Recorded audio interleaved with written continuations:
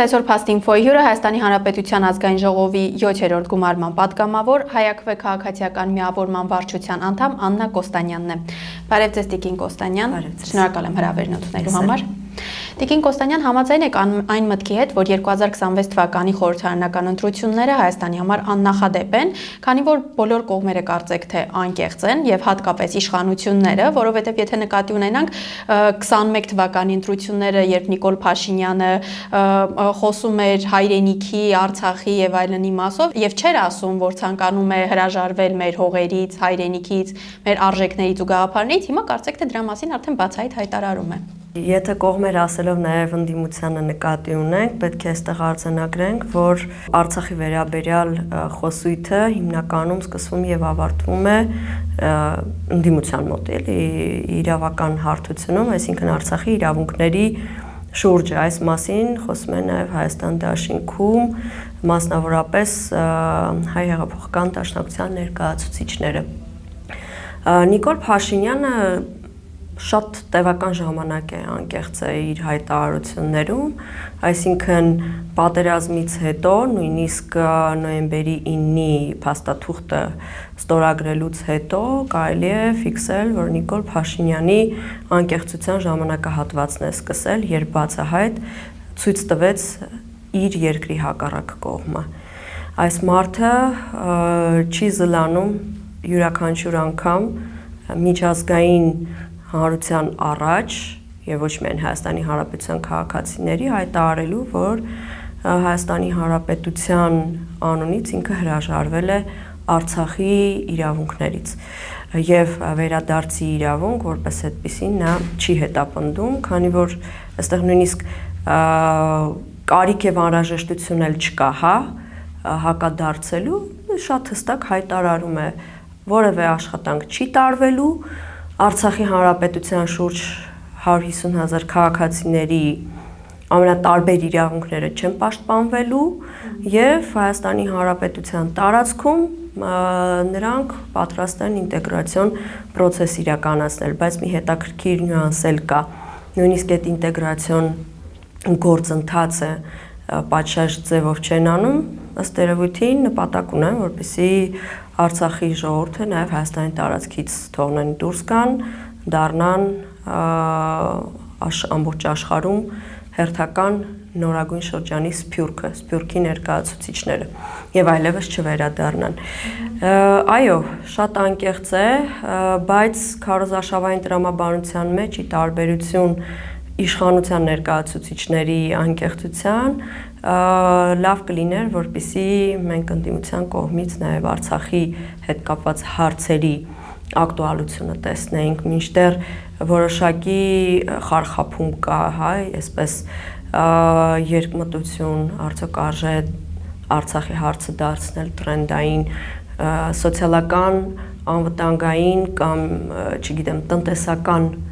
խնդիրների կողքին արդյոք դա ժողովրդի ուշադրությունը գրավում է, թե չէ, եւ վստահաբար կարող եմ ասել այո, գրավում է։ Արժանապատիվ ժողովուրդային հատվածը, ովքեր իրենց հայրենիքը չեն համարում Ադրբեջանի մաս, մինչև հիմա առանցքային հարց են համարում։ Դա հայկական հարց է, որը ժողովրդի ստվար հատվածի համար փակված չէ։ Տիկին Կոստանյան, փաստացի 2 օր է մնացել, երբ քաղաքական ուժերը պետք է իրենց հայտերը ընտրությունների մասնակցության ներկայացնեն ընտրական հանձնաժողով։ Մեր զրույցի պահին, այս պահի դրությամբ դեռևս 2 քաղաքական ուժ է հայտ ներկայացրել, թեպետ գիտենք, որ ընտրություններին մասնակցող ուժերի թիվը ավելին է եւ փաստացի նաեւ տպավորություն է, որ ոչ պաշտոնապես, բայց քարոզարշավը շատ վաղուց արդեն սկսվել էր։ Մասով ինչ զարգացումների կարելի է սպասել օրինակ։ Դե ընդդիմության մասին չխոսեմ, ես ավելի շուտ վեկտորները կուղեմ իշխանության կողմ, քանի որ ոչ պաշտոնական քարոզարշավին դուրս գալը ակնհայտ խոսում է նրանց վախերի մասին։ Վաղուց վարձել են ավտոբուսները եւ շրջում են ամբողջ հանրապետությունով մեկ, ըստ երևույթին կանխազգալով, որ հունիսի 7-ին գուցե չստանան ժողովրդի մեծամասնության աջակցությունը, այլապես նրանք ֆալս ստարտ չէին անի եւ ժամանակից շուտ չէին բան ու գործը թողի եւ ընկնի քարոզարշավի եւ ընդ որում եթե դա իրենք չանեին, անեին միայն ընդդիմադիր ուժերը, ես վստահ եմ բազմաթիվ հայտեր, հայցեր, քրեական գործեր կհարուցվեին ընդդիմության տարբեր ներկայացուցիչներին բերման ենթարկելու անօրինական քարոզարշավ իրականացնելու, բայց քանի որ իրենք էլ են սկսել, դրա համար այս մասին իրենք բավարարվում են պարզապես ինչ որ այս կամ այն քաղաքական ուժի մոտ դրվագային ոչ այդքան խորքային թեմաներ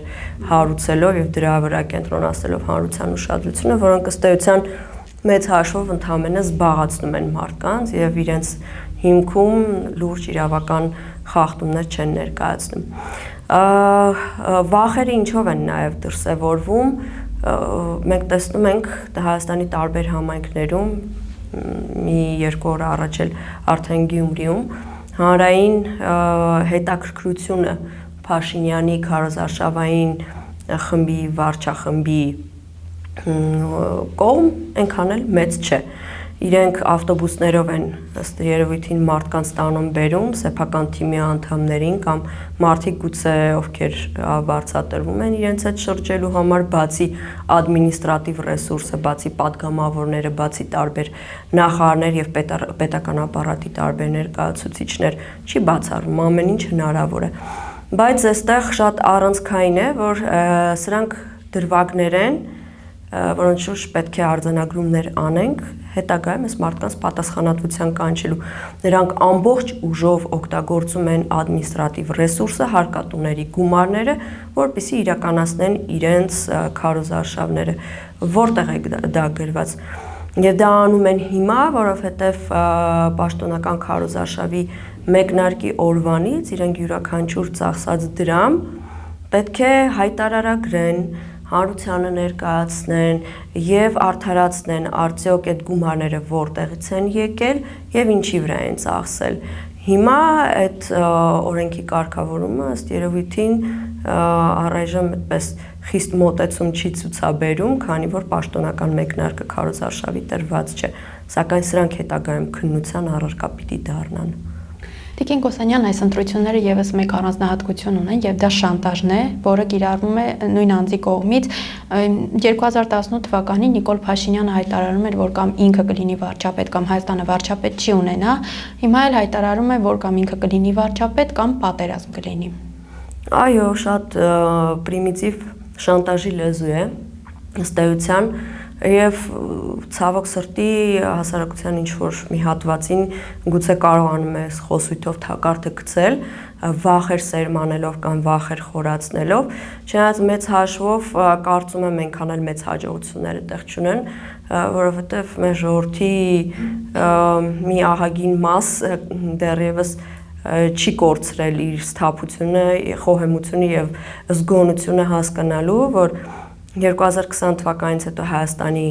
գլխին, Արցախի չէ, Հայաստանի գլխին մի քանի անգամ պատերազմ բերած ուժը չի կարող պարզապես իր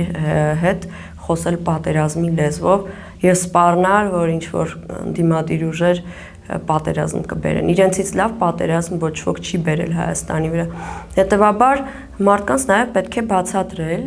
որ այս մանիպուլյացիաները իրենք շատ կարճ ժամկետ ունեն եւ փաստացի մաշվել են։ Եվ եթե Փաշինյանը մնա իշխանության, հենց ինքն է պատերազմ բերելու։ Կամ Հայաստանը տանելու է իսպառ կապիտուլյացիայի, հանձնելով Ադրբեջանի եւ Թուրքիայի համատեղ օպերացիոն ծրագրին։ Ինչ կլինի, այդ արդեն չենք կարող կանխատեսել։ Տեսեք, ընտրությունների հնարավոր ելքերի շուրջ քննարկումների շրջանակներում այսպես այն ընդդիմադիր ուժերը, որոնք թվում է թե ռեալ շանսեր ունեն ձայներ հավաքելու խորհրդան անցնելու գուցե նաև մեծամասնություն կազմելու, օրինակ նշում են, որ հնարավոր է ընտրությունների միջոցով հասնել իշխանափոխության եւ Փաշինյանը կարող է պարտվել։ Միևնույն ժամանակ քաղաքական ուժ, որը նախկին ընտրություններին 1-ից 2% հազիվ էր հավաքել, օրինակ հայտարարում է, որ Հայաստանում ընտրությունների միջոցով հնարավոր չէ իշխանափոխություն իրականացնել։ Օրինակ ձեր դիտարկմամբ քաղաքական ուժը կամ քաղաքական առաջնորդը, ով որ շանտաժի լեզվով է խոսում, ով որ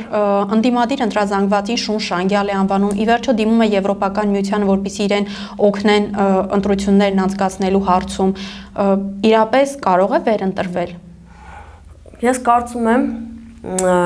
գործող իշխանությունը իդեմս Նիկոլ Փաշինյանի իր լոյալ ընտրազանգվածը հենց ուղիղ այդ բառով էլ կարելի է նկարագրել իր ընտրազանգվածը լոյալ պահպանել է եւ այդ ընտրազանգվածը բաղկացած է ոչ միայն պարզ քաղաքացիներից, ովքեր միամտաբար մինչ օրս հավատում են Նիկոլ Փաշինյանին, նրա խոստումներին կամ գուցե նրանց պատկերացումների տրամաբանության մեջ է տեղավորվում, հա, Նիկոլ Փաշինյան կերպարը, բայց դրան ի հավելումը կա նաև ադմինիստրատիվ ռեսուրս, այսինքն ամբողջ պետական ապարատը, կառավարությանը ենթակա մարմինների աշխատակիցները, ներկայացուցիչները եւ նրանց ընտանիքի անդամները, ովքեր ըստ էության դառնում են գործող իշխանության համար ենթակա էլեկտորալ մատերիալ, ինչպես հարկատուներին դարձրեցին հարկեր վճարելու մատերիալ, նույն կերպ ադմինիստրատիվ ռեսուրսը, հա, եւ այս մարդիկ իրենցով, իրենց ընտանիքի անդամներով փաստացի տեսականորեն կարելի է պնդել, որ կարող են ապահովել Նիկոլ Փաշինյանի համար բավարար ձայների քանակ, սակայն եթե մասնակցությունը բարձր լինի, այդ շանսերը շատ ավելի քչանում են։ Եթե մասնակցությունը ընտրությունների, հա, քաղաքացիների մասնակցությունը բարձր լինի, այդ շանսերը ավելի կքչանան, հետեւաբար քաղաքացիներին նաև պետք է հասցնել շատ կարևոր ուղերձ, որ նրանց մեկ ձայնը, ինչը տարիներ շարունակ ապացուցել են եւ համոզել են, որ կարևոր չէ, հակառակը շատ կարևոր է։ Յուրաքանչյուր քաղաքացու որոշիչ դերակատարում է ունենալու։ Արդյոք Հայաստանի Հանրապետությունը շարունակելու է հունիսի 7-ից հետո լինել այն նույն Հայաստանը,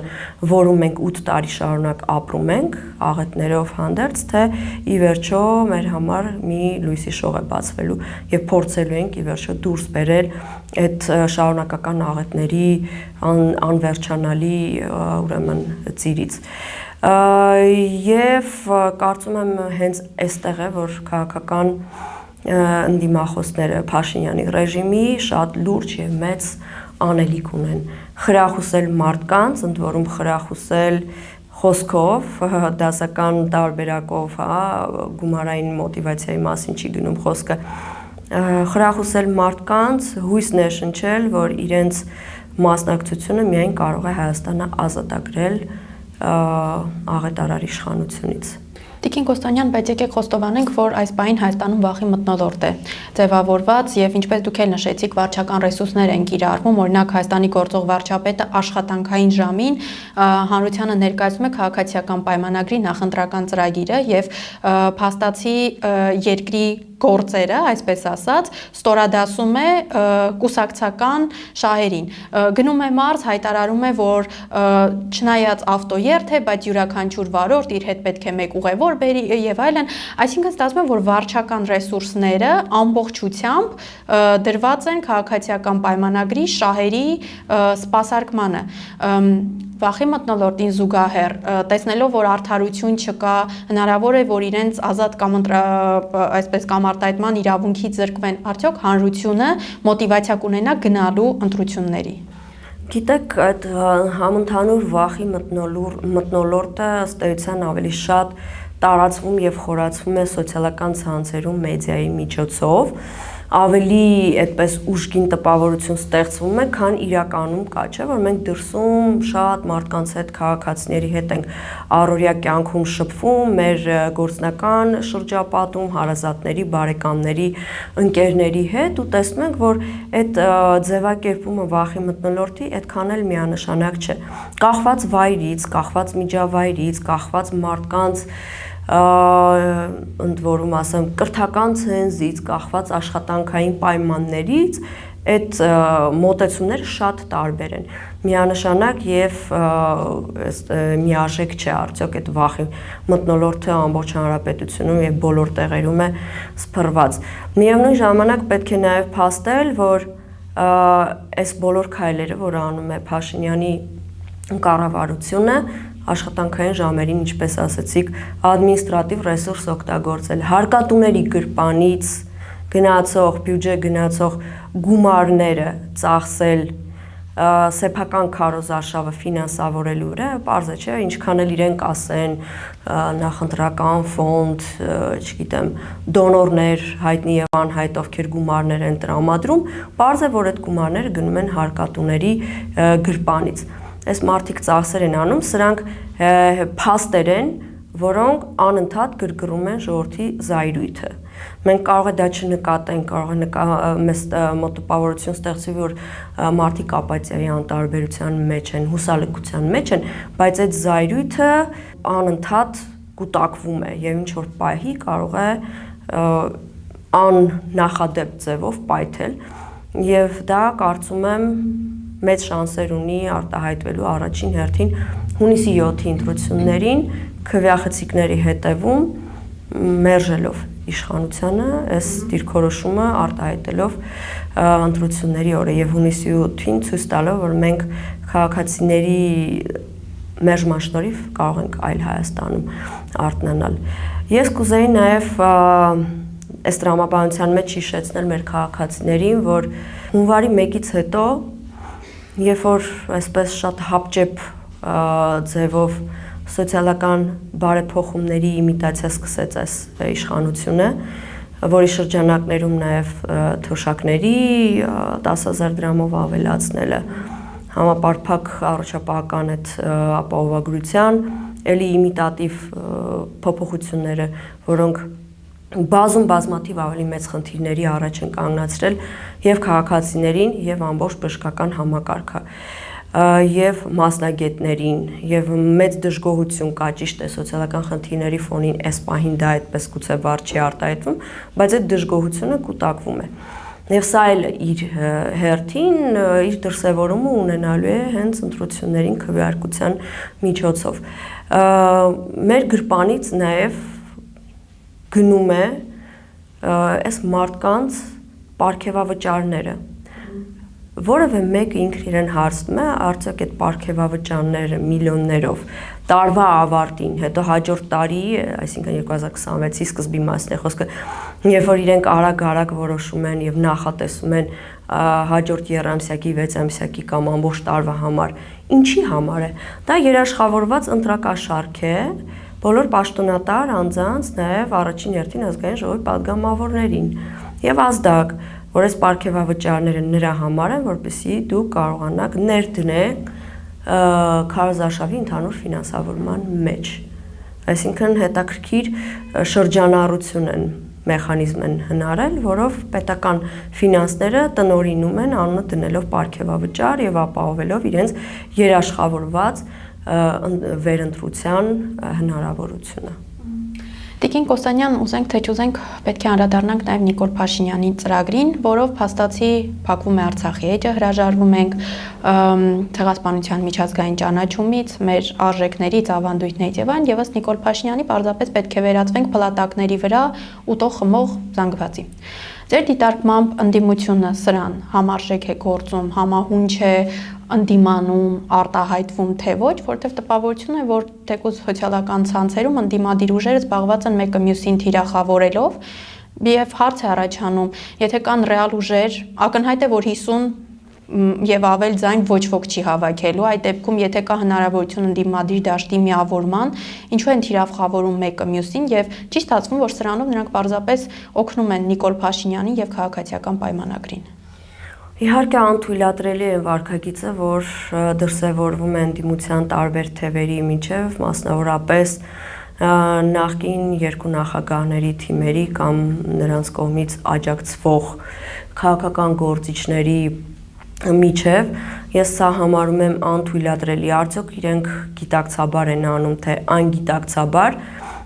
ըստ էության որևէ նշանակություն չունի։ Փաստացի ստացվում է, որ իրենք այո աջակցություն են ցուցաբերում հենց Նիկոլ Փաշինյանին, որովհետև եթե իսկապես քաղաքական ընդդիմադիրների թիվ 1 այսպես նշանառությունը պետք է ուղղված լիներ Փաշինյանի կողմ, ապա իրենց նշանակետը փոփոխել են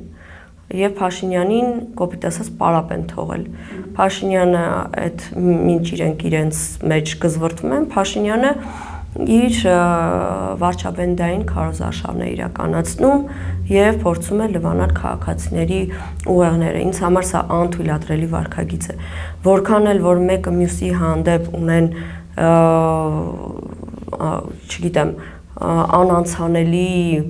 կամ չլուծված հարցեր, խնդիրներ, դրանք կարելի է պարզապես թողնել այլ փուլերի։ Եվ հարց է առաջանում, արդյոք իրենց օրակարգերը այնքան դատարկեն, որ պատրաստ են պարզապես այս միմյանց հանդեպ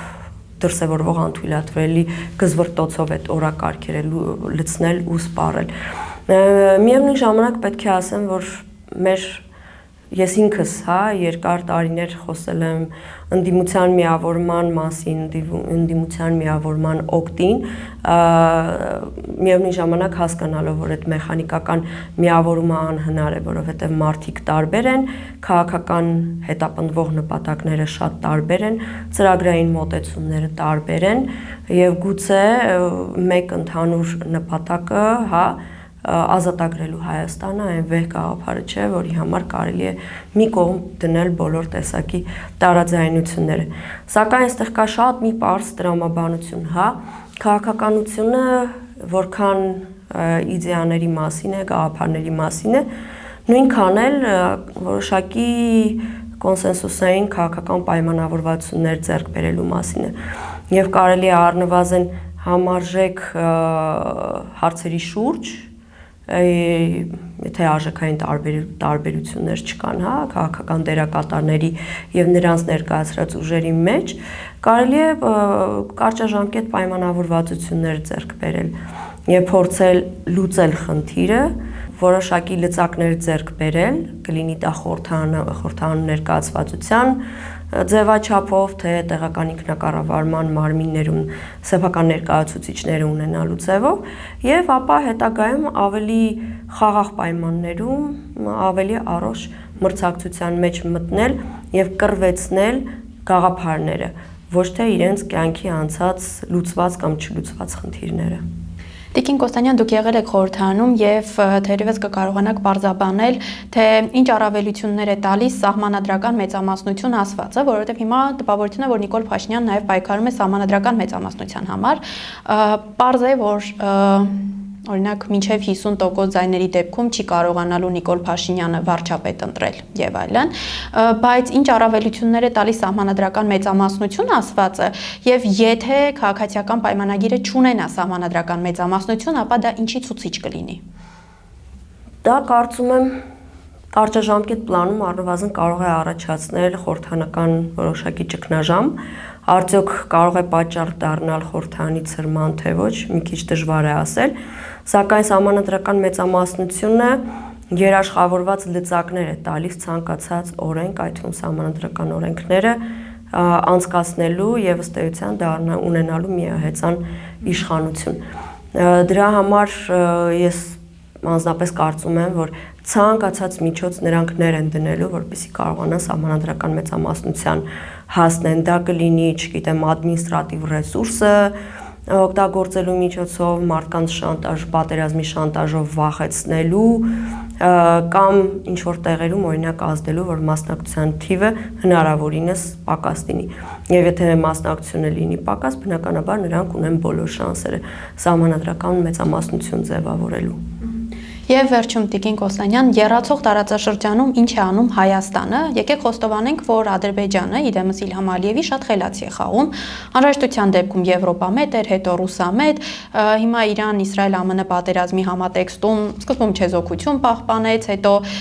տեսնելով, որ արդեն կարծեք թե Չինաստանն է խաղի մեջ մտնում, Ռուսաստանի հետ է փորձում հարաբերությունները կարգավորել, փորձում է Իրանին սիրաշահել, Հայաստանի վարչապետն էլ գնում է Թուրքիա եւ ասում, որ տեսեք բոլոր պահանջները բավարարել ենք, բայց ադրբեջանական լոբին թույլ չի տալիս, որպեսզի հարաբերությունները կարգավորվի։ Այսինքն ստացվում է, որ Ադրբեջանը կամ ադրբեջանական լոբին պետք է ուղղորդի Թուրքիայի արտաքին քաղաքականությունը։ Ես կարծում եմ, այստեղ տրամաբանությունը մի փոքր այլ է, այսինքն գնալով մեծ եղբոր մոտ, մեծ եղբորը փորձում է հասկացնել, որ քո փոքրիկ եղբայրը ինչ որ հարցերում իրեն խելոք չի պահում, միգուցե կարողանաս սաստես նրան, որպեսզի թողնի այդ հարաբերությունները կարգավորվեն, որովհետև ի վերջո թուրք-ադրբեջանական տանդեմի հիմնական հետաքրքրությունը մեր տարածաշրջանում, որպեսզի Հայաստան պետությունը մեծ հաշվով չլինի։ Եվ այդ նպատակի համար, ինչու՞ չէ, Թուրքիան հանձին Էրդողանի կարող է նաև ինչ որ փուլում, եթե անհրաժեշտությունը դրդի, սաստի այդ լոբիստական, ես կասեի դրանք ոչ թե ադրբեջանական լոբի են, այլ պարզապես Ադրբեջանի Հայաստանի հանդեպ տարվող քաղաքականությունը ամրապնդողներ։ Մենք գիտենք, որ Ադրբեջանում որևէ հասարակական կազմակերպություն կամ պայմանական լոբիստական խումբ չի կարող ինքնուրույն գործել եւ բոլորը ուղղորդված ամենավերին մակարդակով նախագահի աջակցությամբ են գործում եւ տարածում ցանկացած հակահայկական նարատիվներ, ընդ որում այդ նարատիվները ոչ թե իրեն ժողովրդի համար են, այլ Հայաստանի ժողովրդի համար են նաեւ խորացնելու վախը։ Եվ ես կարծում եմ, որ հնարավոր է ինչ-որ փուլում, օրինակ Թուրքիային ձեռք տա Հայաստանի հետ հարաբերությունների կարգավորման տեսանկյունից Ադրբեջանի սանձերը մի փոքր քաշել։ Շատ լավ, շնորհակալ եմ հարցազրույցի համար։ Ես էլ եմ շնորհակալ։ Այսօր իմ հյուրը Հայաստանի Հանրապետության ազգային ժողովի 7-րդ գումարման պատգամավոր Հայ-ԱՔՎ քաղաքացիական միավորման վարչության անդամ Աննա Կոստանյանն էր։ Fast Info-ի հաղորդումներին արագ հասանելիություն ունենալու համար կարող եք բաժանորդագրվել YouTube-յան մեր ալիքին։ Համախմբենք եւ փրկենք հայրենիքը ներքին ու արտաքին թշնամուց։ Մինչ նոր հանդիպում։